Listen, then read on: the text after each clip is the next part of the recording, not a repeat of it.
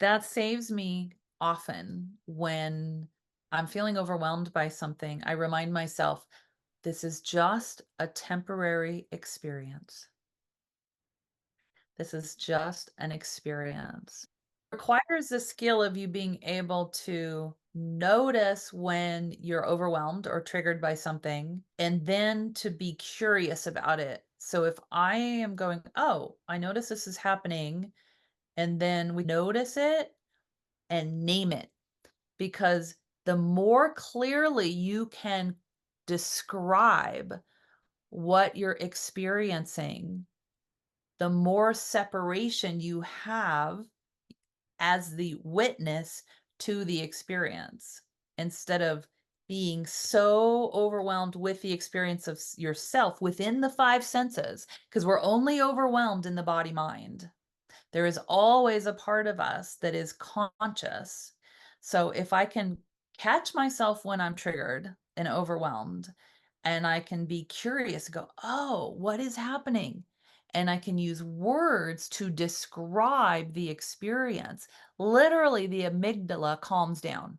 The amygdala is the part of the brain that is triggered when we get scared or overwhelmed. And literally, the more words we have to describe, the physiology in our brain literally relaxes and it starts to calm down. And then that opens up more space for us to watch and be curious. The more space I have, the more choice we have now in the moment to respond from that awareness instead of the pattern. So this is the real work, is notice when something is happening, slow down. Don't do anything yet. Just slow down. Objectively observe means I'm going to notice without judgment, without judging what I'm doing. Be curious about it, and then start coming up with some words. And we teach in the trauma energetics program, we teach something called energy vocabulary. If you are not sure how to describe the experiences within your five senses, then get this list. We can make it available to you. It is in our Somagetics Sanctuary classroom. Gives you some ideas of some descriptors, some words that will help you name sensations, and energetic sensations as part of it. So we call it the energy vocabulary. The better you can describe your experience within the five senses, the more you start to feel more in charge of the experience from the perspective of your essential self, instead of from the part of you that is overwhelmed. So it's really helpful to have words. Really important to have access to words, so that as you notice what's happening, you can name what's happening from an energetic and sensory perspective, because it's only the body mind that's experiencing these senses that is overwhelmed. The part of you that is never overwhelmed needs some attention. You need space to get to that part of you. So slow down. Give yourself some space. Name, have some words available to name what is happening that will literally calm down the amygdala, start to soften that fight, flight, or freeze response, make more space for you to tune in to your higher self and watch and be the witness. This is a process that has taken me years. So don't think that it's necessarily easy, but what we're trying to do is make it more simple for you, right? The only part of you that is affected by overwhelming things is the body mind. But there is a part of you that is never harmed. And as we heal the body mind, part of healing is inherently having a stronger connection with the part of you that was never harmed in the first place. That part of you is always okay, no matter what is happening externally, no matter what is happening internally. And so the key is, it doesn't matter what happened to me. It doesn't matter what is happening to me right now. It's just an experience. It might suck. It might totally suck. I do not like this, but here it is. I have to surrender to the truth that this is happening. And I can remember it's only an experience. It is temporary. That alone helps me calm down.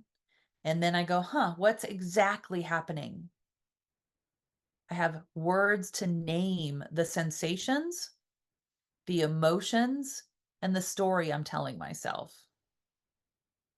So just by being curious, naming what's happening separates me from the body mind. I'm more aware of my consciousness that is okay, that is always okay, that is just witnessing what is happening. So it's simple. It's not necessarily easy, but it's skills that if we practice, we can get super good at, and it totally changes our life.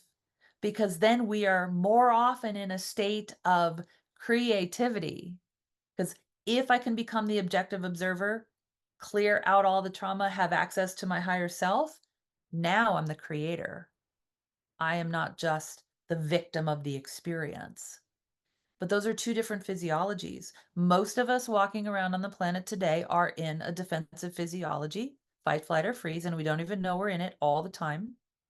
Very rarely are we purposefully in the creative state, which is a state in our body mind. The more access we have to our higher self, to our essential self, the more we spend time connecting into and talking to, building a relationship with our inner wisdom, the easier access we have to it.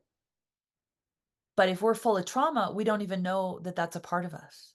We're so identified with the wounded victim within us that we don't even know there's this part of us here. So, again, that is why trauma healing is a spiritual process, because trauma happened in the body, but it is our spirit that ultimately helps us understand that we are not the body. It was just an experience in the body. We are divine beings that are capable of creating health, wellness, and manifesting the life that we want. But it's a skill. So that's what we're excited about. We're excited about teaching people skills to get over the trauma by identifying themselves as the consciousness having the experience. It takes practice, it's skills, and it takes practice. But on the other side, it's pretty magical.